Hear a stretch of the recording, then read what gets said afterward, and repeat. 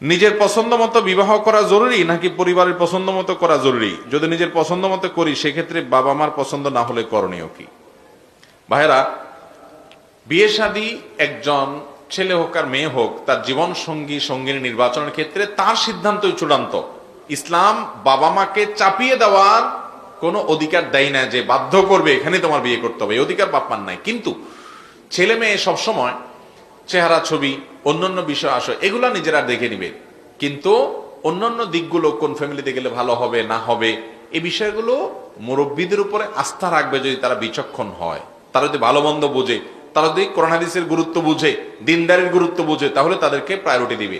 অনেক মা বাপ আছে দিনদারির গুরুত্ব বুঝে না, শুধু কাল পয়সা ছাড়া কিচ্ছু বুঝে না। তাহলে সেক্ষেত্রে ওই মা বাপের কথাকে পাত্তা দিবে না।